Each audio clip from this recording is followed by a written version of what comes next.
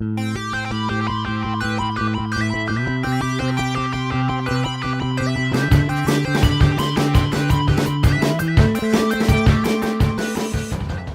wskazuje tytuł, Street Fighter 6 jest już 15. odsłoną serii.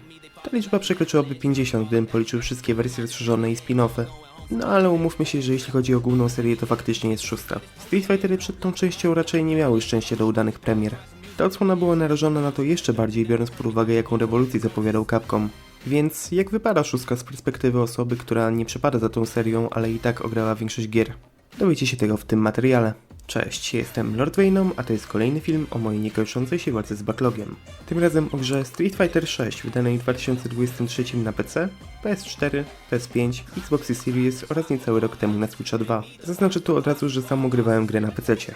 Nie przedłużając, zapraszam.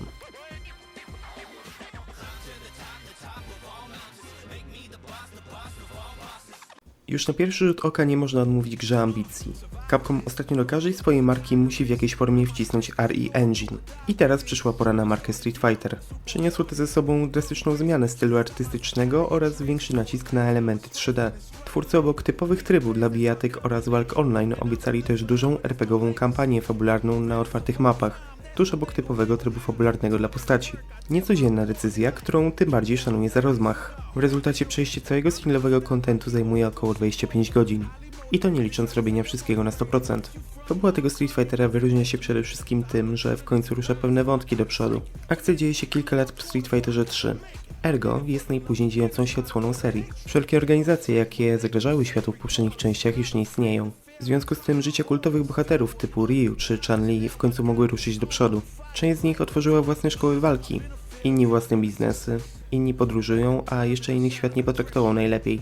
W środku tego pojawia się stworzony przez nas bohater lub bohaterka. Nauczeni podstaw przez nową twarz marki, Luka, ruszamy w świat, trenując wśród najlepszych. Z kolei na horyzoncie widnieje rosnące zagrożenie ze strony tajemniczego Johana Petrowicza, znanego też jako JP. Opowieść nie powala skomplikowaniem. To raczej pretekst do pokazania świata w większym detalu i tego, jak się zmienił.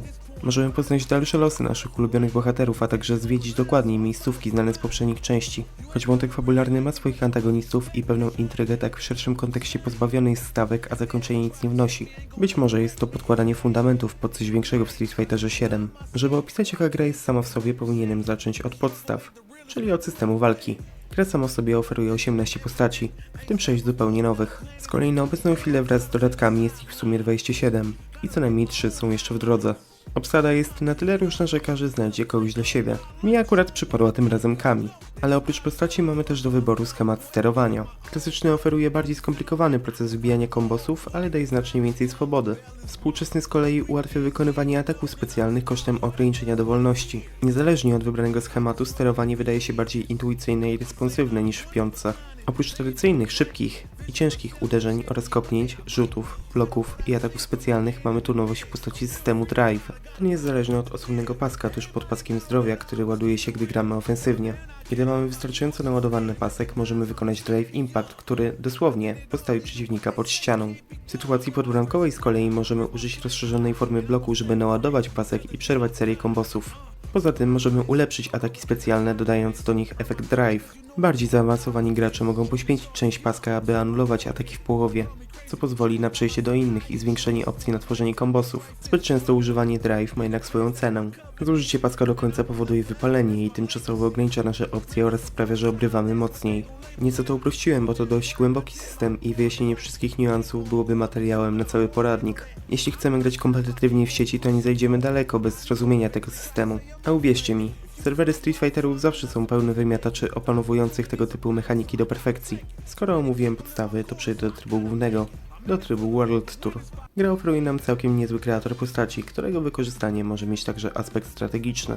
To, jaką postać stworzymy, wpływa nie tylko na jej wygląd, ale także na jej hitboxy, co może ułatwić lub utrudnić korzystanie z niektórych stylów. Po wykonaniu części zadań dostaniemy też dostęp do sklepu z ubraniami.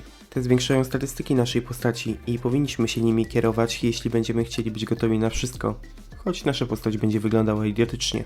Kampania oferuje nam dwie duże otwarte mapy. znane z Final Fight Metro City oraz Nashal. Przy tym jeszcze kilka mniejszych miejscówek, w których nie pozwiedzamy, ale będziemy mogli porozmawiać z mistrzami oraz sprzedawcami. Wraz z wykonywaniem zadań dla postaci pobocznych oraz poznawaniem kolejnych mistrzów świat stopniowo się przed nami otwiera. Zwiedzając go zyskamy dostęp do skrzyni, w której zawierają przedmioty. Te zwiększają naszą siłę tymczasowo lub permanentnie.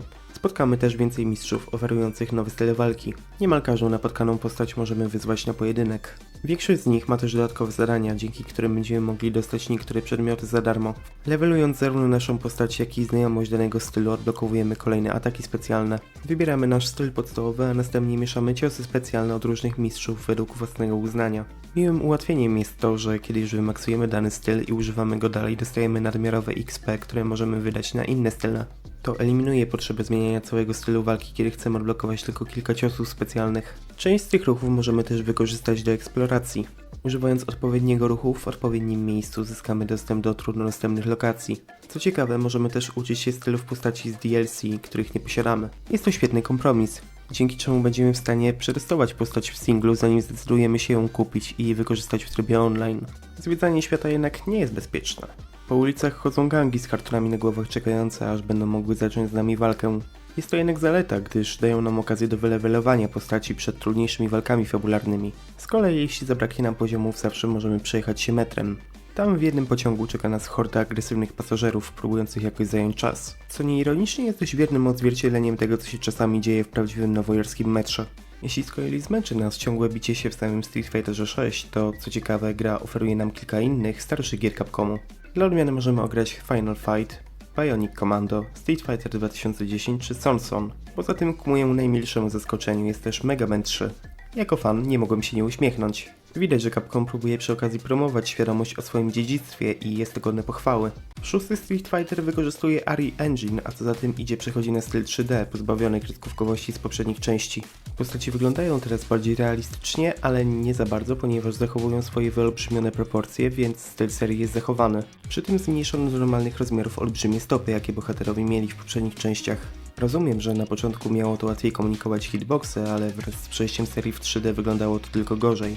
Ogólnie, przynajmniej w moim odczuciu, Street Fighter 6 jest najlepiej wyglądającym Street Fighterem w 3D do tej pory. Lokacje i areny wyglądają niczego sobie, a na większość postaci całkiem przyjemnie się patrzy. Czego niestety nie mogę powiedzieć o niektórych poprzednich interpretacjach. Z kolei podczas ataków typu Drive towarzyszyć nam będą charakterystyczne eksplozje kolorów przypominające plaskanie farby.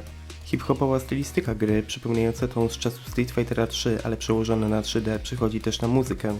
Nie mogę powiedzieć, że nie pasuje do tego, co się dzieje na ekranie, ale brakuje w nich motywów przewodnich postaci. Momentami można usłyszeć brzmienia, które są w miarę podobne, ale nie wybijają się na tyle, by zapadały w pamięć. Najbardziej przypadły mi do gustu utwory zawierające słowa jak motyw przewodni gry, czy muzyka, która gra podczas podróży do innego kraju w World Tour. Ale poza tym ogólnie muzyka wypada średnio, a niestety nie znalazłem opcji, żeby włączyć utwory z poprzednich gier. Mimo to ostatecznie Street Fighter 6 bardzo pozytywnie mi zaskoczył.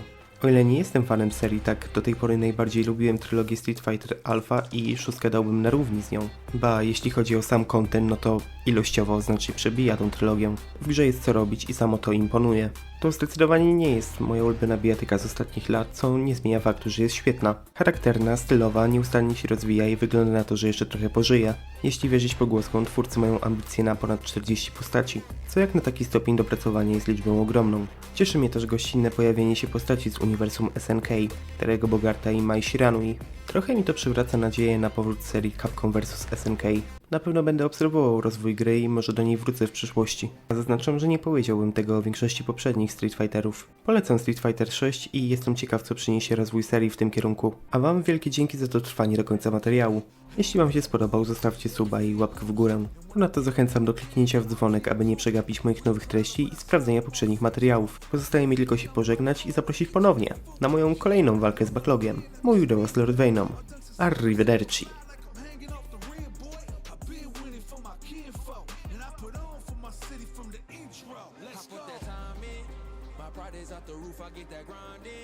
So I'ma tell the truth, I get my grind on. You know the pressure make all of these diamonds. I tell them get back, step back, fast track, big